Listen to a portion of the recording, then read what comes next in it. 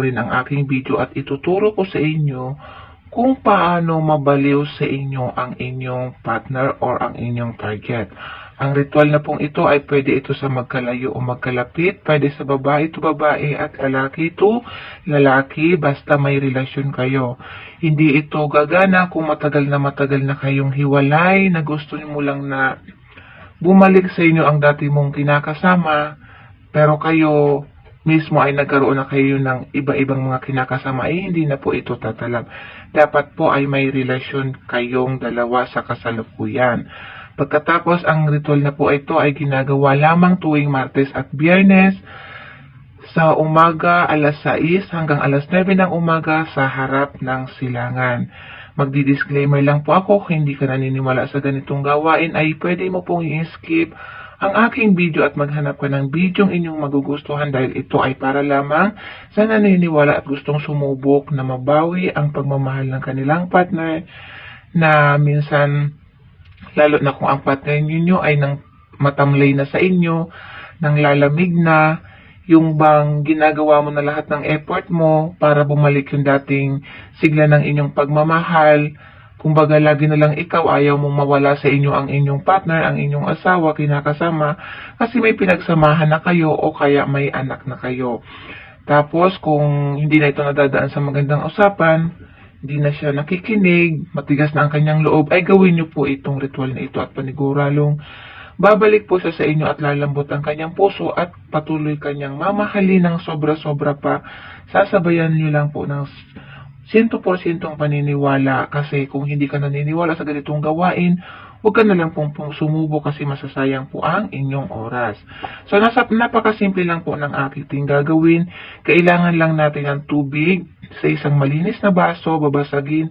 Dapat po yung baso ay siguraduhin yung malinis at walang amoy, kasi isa yun sa mga paraan upang matupad natin kahilingan. Walang negative energy na nakakabit dyan sa baso, kaya dapat po malinis. Isang pirasong bawang po ang ating kailangan. Dapat po ay yung bawang binalatan na natin. Tapos pipili ka po ng bawang na malusog. May mga bawang na payat. Kunin po natin yung malusog na po, tapos balitan natin. Kailangan din natin ng isang pirasong malinis na papel. Sa isang malinis na papel, isulat mo ang tunay na pangalan ng inyong target.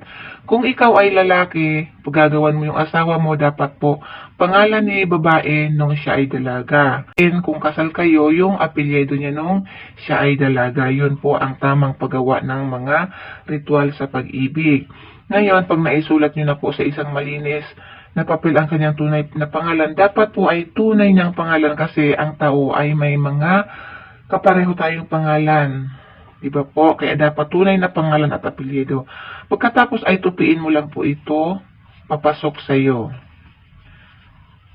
Pag naitupi mo na po, papasok sa iyo ng mga 3 beses, ay ilagay nyo lang po sa ibabaw ng tubig ang papel na pinagsulatan mo ng kanyang pangalan, at dito sa bawang na ito, bago mo po ito ilagay na bawang, humiling ka sa bawang, kasi ang bawang ay isa rin sa nagbibigay ng katuparan ng ating mga kahilingan.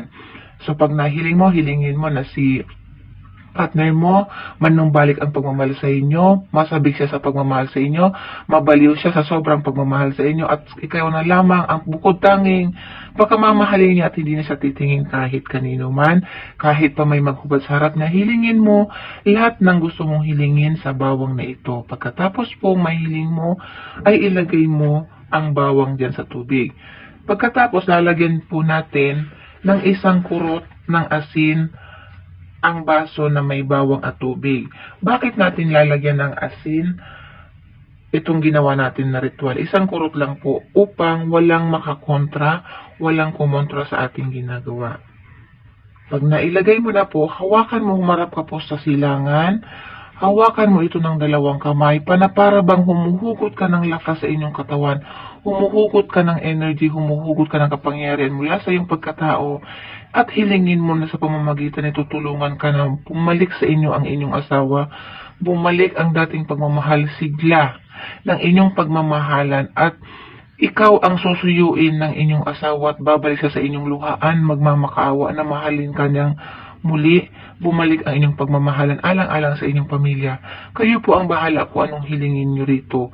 Nasa sa inyo po lahat ng kahilingan na gusto nyong hilingin ay hilingin nyo rito at pagkatapos po magtatanong kayo kung saan nyo to ilalagay.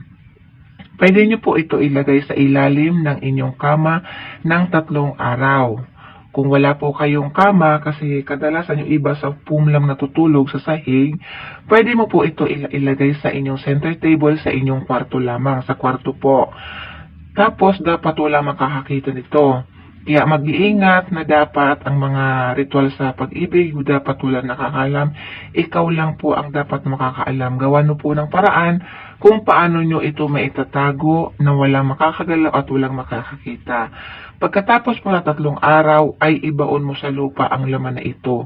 Hayaan mo to doon. Pero yung baso po, wag mong ibabaon kasi magagamit mo pa po ito. Yung laman lang po ng baso ang ibaon mo sa lupa. Pagkatapos ng 3 araw, ngayon kung wala pong lupa sa inyo at puro semento, kung mayroon naman pong halaman, doon mo po ibaon sa halaman. Kasi di ba po yung halaman ay may lupa naman, pwede po ito doon. Tapos antayin nyo pong tumubo yung bawang. Pag tumubo po yung bawang, ay magsaya ka kasi yung wish mo ay magagrant po. Sa ngayon, sana po ay nasundan nyo po ang pamamaraan ko na ito, na ako po mismo ay gumagawa nito, na talaga naman patuloy akong minamahal ng aking partner. Sa kasalukuyan ay patuloy akong minamahal, kaya sana po makatulong din ako nito sa inyo. Sa ngayon lang po mga kaswerte, maraming salamat po sa inyo. God